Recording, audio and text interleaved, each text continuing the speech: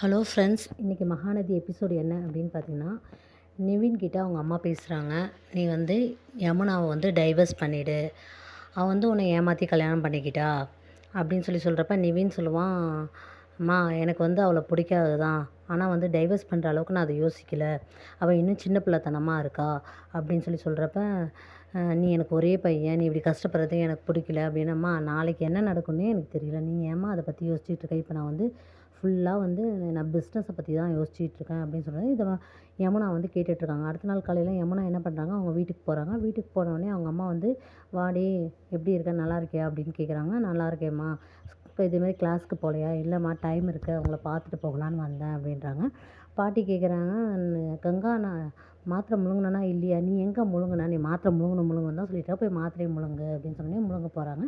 அப்போ வந்து யமுனா வந்து கங்கா கிட்ட பேசுகிறா, அக்கா இதேமாரி வீடு விற்கணும், நீ அதை பற்றி பேசுனியாக்கா? நான் நிவின் மட்டும் என்னை வந்து எனக்கு சப்போர்ட் இல்லைன்னா என் மாமியார் என்னை எப்பயோ வீட்டை விட்டு துரத்திடுவாங்கக்கா. இப்போ அம்மா வீடு விற்றாங்கன்னா அதில் வந்த காசு நிவின் வந்து பிஸ்னஸ் தொடங்கணுன்றாரு, அதுக்கு கொடுத்துடலான் இருக்கேன், நீ பேசுக்கா, நான் சப்போர்ட் பண்ணுறதுக்காக தான்க்கா இப்போ வந்திருக்கேன் அப்படின்னு சொல்கிறாங்க. உடனே வந்து கங்கா வந்து அவங்க அம்மா கிட்ட கேட்குறாங்க, என்னம்மா வீடு விற்கிறத பற்றி என்னம்மா பேசிகிட்டு இருக்கீங்க, என்ன நினைக்கிறீங்க அப்படின்னு சொல்லும்போது, இப்போ அந்த ஐடியா இல்லடி, கங்கா தான் வேணான்னு சொல்லிட்டாளே அப்படின்றப்ப, எல்லாருமே தாண்டி முடிவு பண்ணியிருக்கோம் அந்த வீடு விற்க வேணான்ட்டு. அப்போ உடனே கங்கா சொல்கிறாங்க, எல்லாரும் எங்கே முடிவு பண்ணோம், காவேரி தானே முடிவு பண்ணா, அவளுக்கு என்ன, அவள் நல்ல இடத்துல இருக்கா, வசதியான இடத்துல இருக்கா, 2 தலைமுறைக்கு தேவையான சொத்து அவள் வீட்டில் இருக்குது, அதனால் அவளுக்கு இந்த வீடை வந்து விற்கணும்னு சொல்ல மாட்டா, நாங்கள் தான் ரொம்ப கஷ்டப்பட்டுட்டு இருக்கிறோம், என் வீட்டுக்காரர் வந்து ஃபாரினில் கஷ்டப்படுறாரு.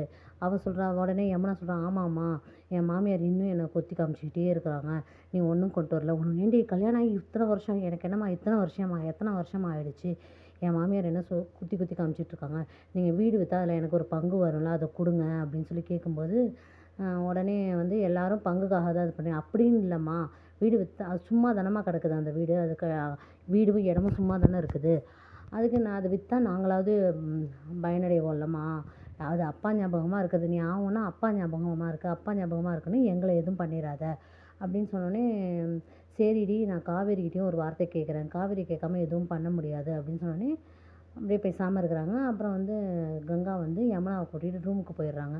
அப்புறம் காவேரி வீட்டுக்கு வராங்க. வீட்டுக்கு வந்து அவங்க அம்மா மூஞ்சி பார்க்குறாங்க. என்னம்மா ஏதாவது விஷயமா, மூஞ்சி டல்லாக இருக்குது அப்படின்றப்ப, அதெல்லாம் ஒன்றும் இல்லை, என்னன்னு சொல்லு அப்படின்றப்ப, இந்த மாதிரி யமுனா வந்திருக்கானோடனே யமுனா பார்த்தோன்னே, வாடி யமுனா எப்படி இருக்க, நல்லா இருக்கியா, உனக்கு சாப்பிட்றதுக்கு ஸ்வீட் ஏதாவது ஆர்டர் பண்ணவா அப்படின்னு கேட்குறா. யமுனா சொல்கிறா, நான் டயட்டில் இருக்கேன், ஸ்வீட் எனக்கு வேணாம், அப்புறம் டயட் ஃபுட்டாக ஏதாவது ஆர்டர் பண்ணவா அப்படிங்கிற, எதுவுமே எனக்கு வேண்டாம் அப்படின்னு சொல்கிறா.